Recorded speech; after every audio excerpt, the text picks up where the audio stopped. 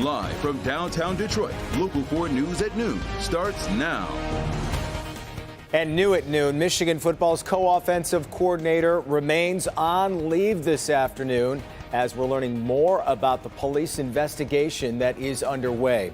Good to have you with us, everyone. Reports say Matt Weiss is under investigation for a possible computer crime. Local 4 has gotten a look now at the U of M police log that may provide more clues into what happened here. Jacqueline Francis joins us live now with what we know about this. Jacqueline? Hi, Jason. So ESPN is reporting that Weiss was placed on leave following an investigation that involved a police report about a possible computer access crime at Schembechler Hall. Now, according to that University of Michigan crime log dated January 5th, an employee reported fraudulent activity involving someone accessing university email accounts without authorization. The log goes on to state that upon further investigation, it was found a crime may have been committed. ESPN is reporting the alleged crime happened in December and that Weiss has not been on the road recruiting for the team since then. These allegations come amid an NCAA probe into alleged violations of recruiting rules. Since last night, we've been reaching out to the university for more of an explanation. At this time, all they can tell us is that Weiss is on leave and that any other details are going to have to come from the University of Michigan Police Department. Reporting live, Jacqueline Francis, Local 4. All right, Jacqueline, we appreciate it, and we'll have much more on this story coming up on Local 4 News at 5.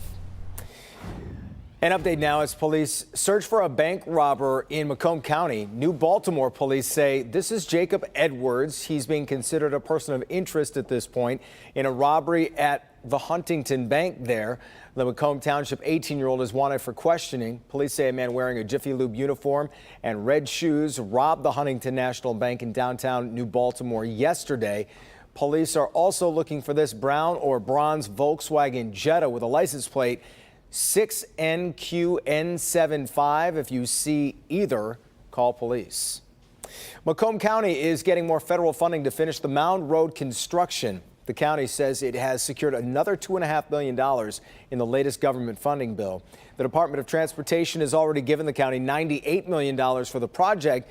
Crews are fixing 5 miles of the 8-lane road in Warren and Sterling Heights. Senator Gary Peters saying today the road is critical for the economy.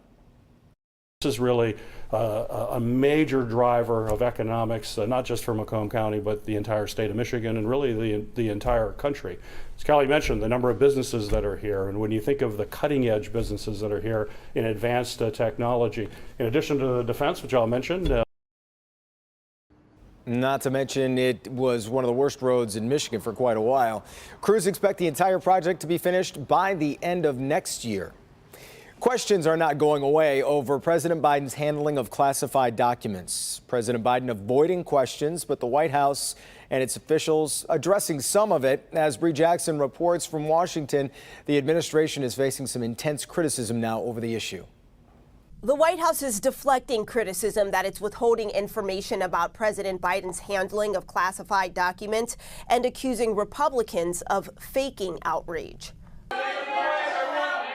President Biden remaining tight-lipped about the classified documents found at his former office and his private residence in Delaware, leaving the White House to do damage control. The president and his team rightfully took action when they learned that the documents existed. A law enforcement official tells NBC News the Justice Department has not told the White House that it cannot talk about the facts of the case.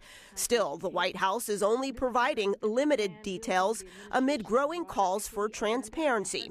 Mr. Biden's personal attorneys found the first batch of documents less than a week before midterm elections, but the discovery was not revealed publicly until recently. Why did we not find out about it until 60 plus days later? And then we only found out about it because of an investigative report. With even more documents found just last week, Republicans are drawing comparisons to the documents FBI agents seized from former President Trump's Mar-a-Lago estate. Are the same amount of agents investigating this that are investigating President Trump?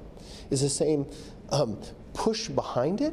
It just does not seem fair. Some lawmakers want to review the process of packing sensitive government records. We've got to review how departing presidents and vice presidents are going about organizing the archiving of their documents, both classified and unclassified, because this can't go on. Questions remain, including the total number of classified documents found at both locations. White House officials told reporters that the administration is releasing information as it deems it appropriate, but even some Democrats are calling for more transparency on this issue. In Washington, I'm Bree Jackson for NBC News. All right, Bree. And this all comes as the Biden administration and House Republicans are at a stalemate over the debt ceiling. The Treasury Department is warning the U.S. will hit its borrowing cap tomorrow. Treasury Secretary Janet Yellen says she will find ways to shift money around, but there is no deal on the table between Congress and the White House to raise the borrowing cap. We're getting another look at how inflation is impacting our everyday lives. A new report from the Commerce Department shows Americans cut back on spending last month. Retail sales fell about 1% in December. It's the second month in a row those have dropped. Auto sales, a big part of that because rising interest rates are making auto loans more expensive. At least 17 people, including Ukraine's interior minister, his deputy, and a state secretary, are dead following a helicopter crash.